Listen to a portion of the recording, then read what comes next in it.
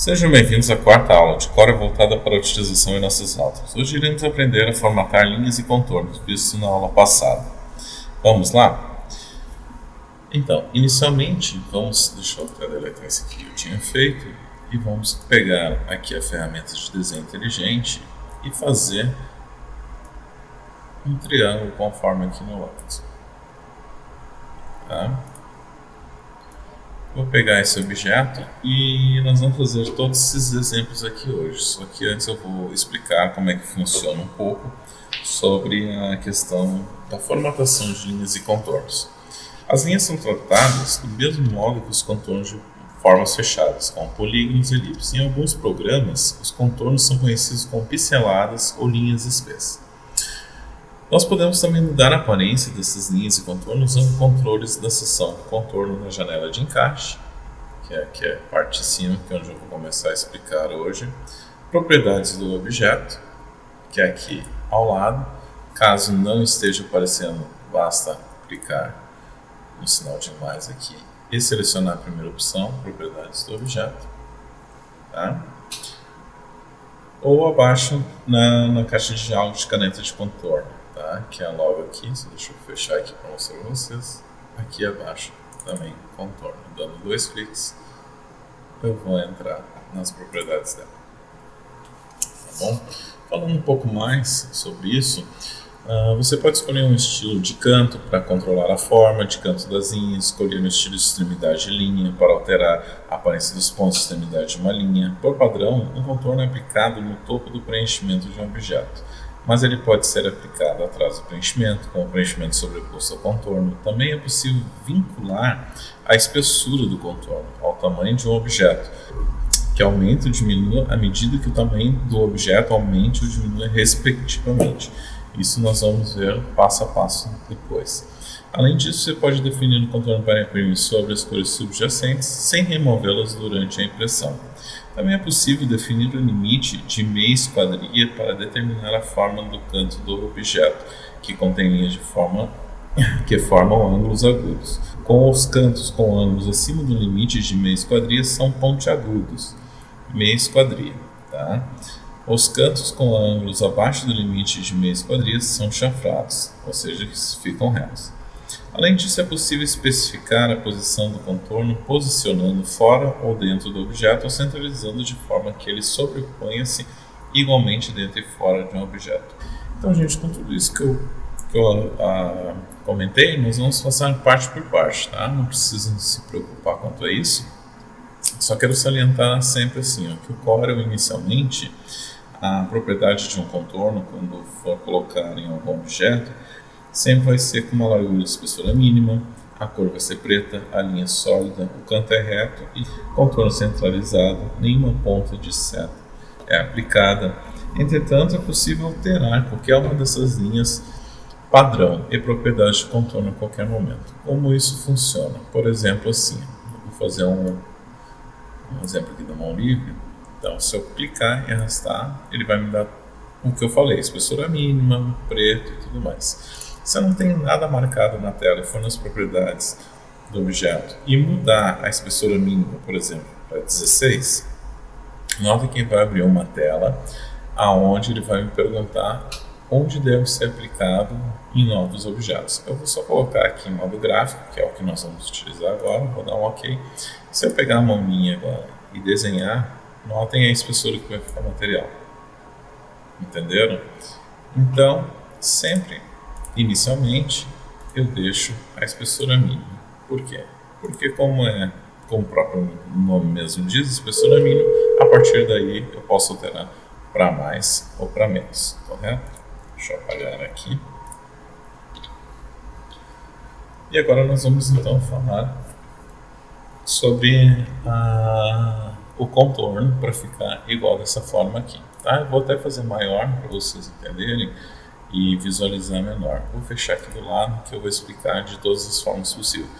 Primeiramente, para fazer um preenchimento em amarelo, notem que aqui ao lado nós temos algumas cores e bem no final da paleta de cor tem uma seta que aponta para a direita que aparece mais cores, tá bom? Então eu vou colocar aqui amarelo, basta clicar com o botão esquerdo né? E notem que a espessura está diferente do que eu tenho lá no exemplo. Como eu faço a diferença dessa espessura? Então tem 3 modos que eu mostrei aqui para vocês. Aqui em cima, aqui ao lado ou aqui abaixo. Tá? Primeiro eu vou fazer aqui por cima. Vou alterar a espessura mínima ou botar para 16. Ficou muito grande. Vou botar aqui 12. Já ficou melhor.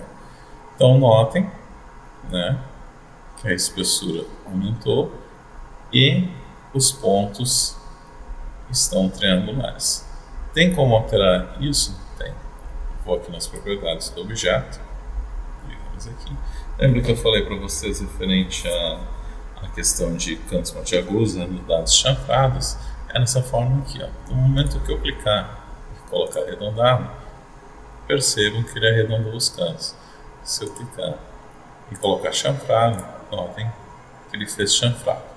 Essa outra opção aqui abaixo, ele seria mais para edição de linha, tá? Ou seja, vou fazer aqui uma linha, só para vocês terem uma ideia. Ele vai fazer a mesma função do que ele fez no desenho, mas na extremidade da linha. Vou aumentar a espessura aqui 12 também. Notem que está reto. Se eu colocar arredondado, ele arredonda as pontas. Aqui ele vai colocar chanfrado. Tá bom? Deixa eu deletar aqui. E vamos continuar aqui. Inicialmente, quando eu coloco uma espessura de linha, ela vai ficar, digamos, se eu coloquei 12 pontos, ela vai ficar 6 pontos para dentro e 6 pontos para fora. Tá? Conforme o desenho está mostrando aqui. Eu quero que o contorno seja somente para fora. Tá? Se eu apertar aqui, ele vai ficar para fora do meu objeto. E se eu colocar aqui no último, ele vai ficar internamente ao meu objeto, o contorno. Tá? Outra coisa interessante, clicando aqui, ele tem umas opções referente à ponta de linhas, mas depois nós vamos ver fazendo essas linhas aqui ao lado. Voltando aqui, nós temos outra opção também, que seria preencher o contorno atrás do preenchimento. O que vai fazer? Aonde eu desenhei um triângulo, ele vai fazer com que o contorno, indiferente da espessura que eu colocar, seja sempre atrás. Perceberam? Vou tirar de novo. Então, nós escolhemos 12 pontos. Ele está dessa forma, me dizendo o quê? Que 6 pontos está para dentro do desenho e 6 pontos para fora. Então, quando eu colocar atrás do preenchimento, ele vai somente colocar para fora. Por exemplo, eu quero que tivesse aparecendo como antes. Então, se eu quero que apareça como antes, eu vou colocar 24 pontos. Tá bom? Só que percebam uma coisa. Se eu tenho um desenho dessa forma e reduzir ele e aumentar, notem que a espessura também ele muda, correto? Deixa eu voltar aqui.